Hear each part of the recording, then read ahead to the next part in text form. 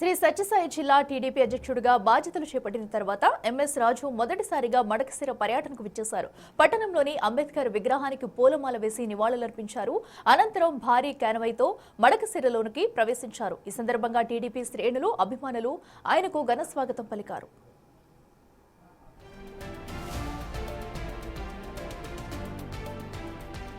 మాజీ సీఎం కేసీఆర్ వ్యాఖ్యలపై ఆయన తీవ్ర స్థాయిలో విరుచుకుపడ్డారు.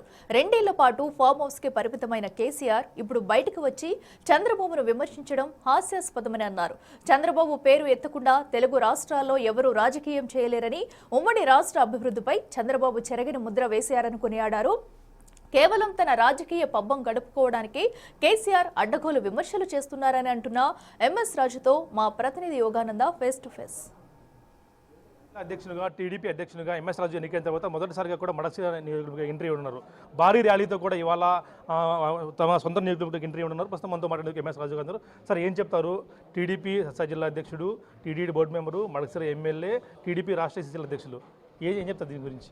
తెలుగుదేశం పార్టీలో కష్టపడి పనిచేసే కార్యకర్తలందరికీ గుర్తింపు ఉంటుందనడానికి ఒక నిదర్శనం. ఎటువంటి రాజకీయ నేపథ్యం లేని, బ్యాక్గ్రౌండ్ లేని నాలాంటి వాళ్ళు కష్టపడి పనిచేస్తే తెలుగుదేశం పార్టీ అవకాశాలు ఇస్తుందనడానికి నేను ఒక సజీవ సాక్ష్యం. మీలాంటి వారు ఎంతోమంది స్ఫూర్తి చిన్న స్థాయి నుంచి వచ్చి ఈరోజు జిల్లా అధ్యక్షునిగా, బోర్డు మెంబర్గా, ఎమ్మెల్యేగా ఎన్నికయ్యారు. మీ నాయకునికి ఏం చెప్తారు? మీ అధినాయకుడు లోకేష్ గారికి ఏం చెప్తారు? తెలుగుదేశం పార్టీ విధి విధానాలు, ఎస్సీ, బీసీ, మైనార్టీలు, సామాజిక న్యాయం తెలుగుదేశం పార్టీ పునాదులు. సో అన్ని వర్గాలకు అవకాశాలు కల్పించే క్రమంలో గౌరవ ముఖ్యమంత్రి చంద్రబాబు నాయుడు గారు, మా యువనేత నారా లోకేష్ గారు అనేక మందికి ఎటువంటి రాజకీయ నేపథ్యం లేని వాళ్ళు ఈరోజు సుదీర్ఘకాలం రాజకీయాల్లో ఉన్నటువంటి చరిత్ర తెలుగుదేశం పార్టీకి మాత్రమే సాధ్యం. తెలుగుదేశం పార్టీ అధినేత మా గౌరవ ముఖ్యమంత్రి చంద్రబాబు నాయుడు గారి ఆదేశాల మేరకు, మా యువనేత ఆదేశాల మేరకు భవిష్యత్తులో సత్యసాయి జిల్లాలో మా పార్లమెంట్లో ఉన్నటువంటి స్థానిక శాసనసభ్యులు, మంత్రులు, ఎంపీలు, అదేవిధంగా సీనియర్ నాయకులు, యువత, కార్యకర్తల్ని కలుపుకొని తెలుగుదేశం పార్టీ రాబోయే స్థానిక సంస్థల ఎన్నికల్లో రాష్ట్రంలో అగ్రగామిగా ఉండడానికి ప్రయత్నం చేస్తాం. మీరు 4 పదవుల్లో మీకు ఏది హ్యాపీ ఇస్తుంది? ఎమ్మెల్యే గానా, టీడీపీ బోర్డు మెంబర్ గానా, సత్యసాయి జిల్లా అధ్యక్షుడు గానా, టీడీపీ రాష్ట్ర ఎస్సీ అధ్యక్షుడు గానా?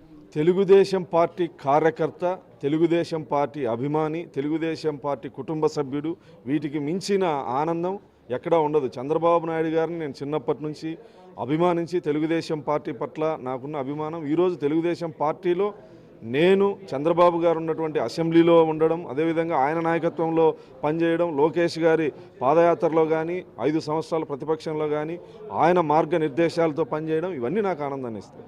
సరే, కేసీఆర్ కొన్ని వ్యాఖ్యలు చేశారు. మీ అధినాయకుడిపై కూడా చంద్రబాబు వేసిన శిలాఫలకాలతో ఒక డ్యామ్ నిర్మించవచ్చు, చంద్రబాబు అంట ఒక పొలిటీషియన్స్ని ఎక్కడ చూడలేదు అంటూ కూడా ఆయన మాట్లాడడం జరిగింది.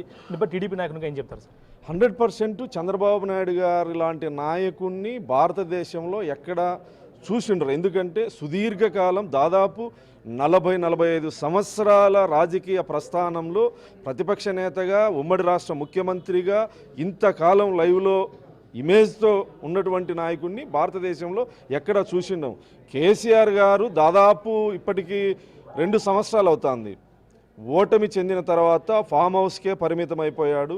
తర్వాత జూబ్లీ హిల్స్ ఉప ఎన్నికల్లోనూ పార్టీ చితకలబడింది. ఆ తర్వాత స్థానిక సంస్థల్లో కూడా అక్కడ కాంగ్రెస్ పార్టీ విజయం సాధించింది.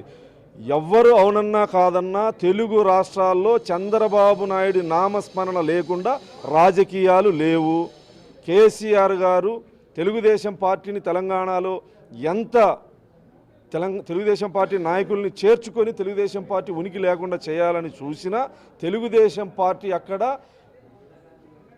ఇప్పటికీ సజీవంగా ఉంది. అతనికి తెలుసు కాంగ్రెస్ పార్టీ వ్యతిరేక ఓటు బ్యాంక్ కానీ, బీఆర్ఎస్ ఓటు బ్యాంక్ కానీ తెలుగుదేశం పార్టీకి అక్కడ పటిష్టమైన ఓటు బ్యాంక్ ఉంది.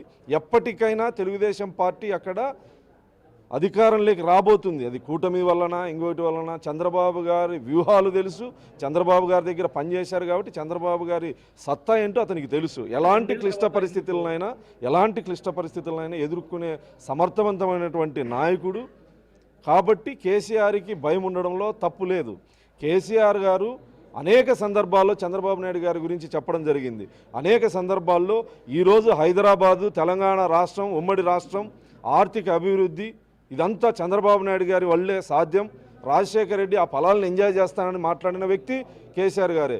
ఇదే కేసీఆర్ గారు అసెంబ్లీలో ముఖ్యమంత్రిగా చంద్రబాబు నాయుడు గారు ఉన్నప్పుడు హైటెక్ సిటీ ఇది ఒక విప్లవం, ప్రపంచంలోనే ఇంతటి మేధస్సు కలిగిన నాయకుడు లేడని చెప్పి మాట్లాడడం జరిగింది.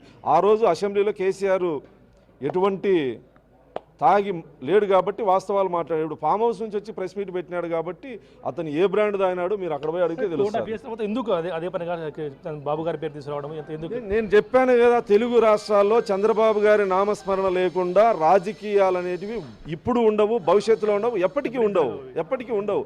ఆయన నామస్మరణ చేయాల్సిందే. గెలవాలన్నా అక్కడ పార్టీలు ఆయన చంద్రబాబు గారికి పాజిటివ్గా మాట్లాడితే ఓటు పెరుగుతుంది.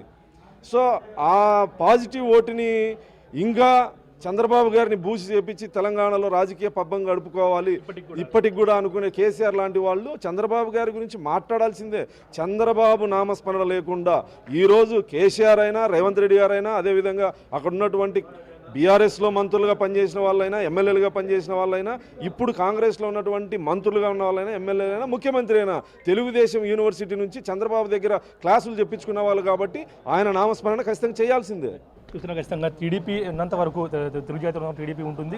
ఈ ఏదైతే కేసీఆర్ వ్యాఖ్యలు చేశాడో ఆ వ్యాఖ్యలన్నీ కూడా కేవలము రాజకీయ పబ్బం గడుపుకోవడానికి 2 ఏళ్ల తర్వాత బయటకు వచ్చి ఇలాంటి వ్యాఖ్యలు చేస్తున్నారంటూ కూడా తీవ్రస్థాయిలో కూడా మండిపడుతున్నారు టీడీపీ నేతలంతా కూడా. అదేవిధంగా ఎంఎస్ రాజు కూడా అదే చెప్తున్న పరిస్థితి ఉంది. ఖచ్చితంగా రాబోయే రోజుల్లో సత్సాయి జిల్లాలో టీడీపీ జెండా మరొకసారి ఎగరవేసి బాబు గారు గిఫ్ట్ ఇచ్చే కార్యక్రమం చేస్తామంటూ కూడా చెప్తున్న పరిస్థితి ఉంది.